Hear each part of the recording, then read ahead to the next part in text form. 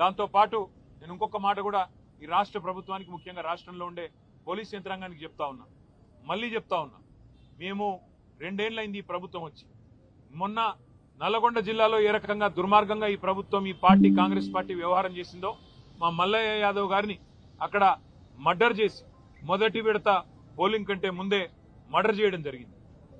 నల్లగొండ నియోజకవర్గంలో ఒక సోదరుడు, ఒక బీసీ సోదరుడు, ఆయన కూడా నామినేషన్ వేస్తే నామినేషన్ వేయొద్దని బెదిరించి కొట్టి ఆఖరికి కిడ్నాప్ చేసి ఆయనకు మూత్రం దాగిచ్చారు. అయినా కూడా ఇంతవరకు కేసు పెట్టలేదు అక్కడ ఉండే పోలీస్ యంత్రాంగం. ఈ రకమైన అరాచకాలు ఏవైతే ఇవాళ రాష్ట్ర వ్యాప్తంగా జరుగుతున్నాయో, ఇటు కామారెడ్డి జిల్లా ఎల్లారెడ్డిలో కానీ, అక్కడ సూర్యాపేట జిల్లాలో కానీ, నల్లగొండ జిల్లాలో కానీ, ఇవన్నీ కూడా గుర్తుపెట్టుకుంటున్నాము. ఇవన్నీ కూడా ప్రజలు కూడా గమనిస్తా ఉన్నారు. పోలీస్ యంత్రాంగాన్ని నేను మళ్ళీ కోరుతున్నా, ఇప్పటికైనా స్పందించండి, మీ డ్యూటీ చేయండి. ఒకవేళ మీరు చేయని పక్షంలో మరి మేమే డ్యూటీ చేయాల్సి వస్తుంది. తప్పకుండా శాంతి భద్రతల సమస్య వస్తుంది.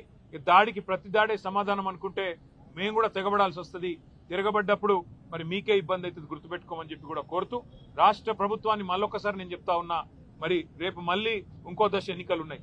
ఈ రకంగా ఆవేశాలకు లోనయ్యే విధంగా మీ కార్యకర్తలను మీరు ఏదైతే రెచ్చగొడుతున్నారో ముఖ్యమంత్రి గారు మీ భాషతో ఇష్టం వచ్చినట్టు మాట్లాడుతూ, నోటికొచ్చిన దూషణలు మాట్లాడుతూ, ఇది మంచిది కాదు ప్రజాస్వామ్యంలో. ఇకనైనా సవరించుకోండి, లేకపోతే జరగబోయే పరిణామాలకు మీరే బాధ్యత వహించాల్సి ఉంటుందని చెబుతూ, భారతి గారి కుటుంబానికి, అదేవిధంగా గాయపడ్డ మిగతా కుటుంబాలకు కూడా వైద్య ఖర్చులు మొత్తం పార్టీ నుండే మేమే భరిస్తాము. తప్పకుండా ప్రతి కార్యకర్త కూడా పార్టీ అండగా ఉంటుందని చెప్పి కూడా మరొక మాట చెబుతూ అట్లాగే మా నాయకులు, కార్యకర్తలకు కూడా నా విజ్ఞప్తి, నా ప్రార్థన, దయచేసి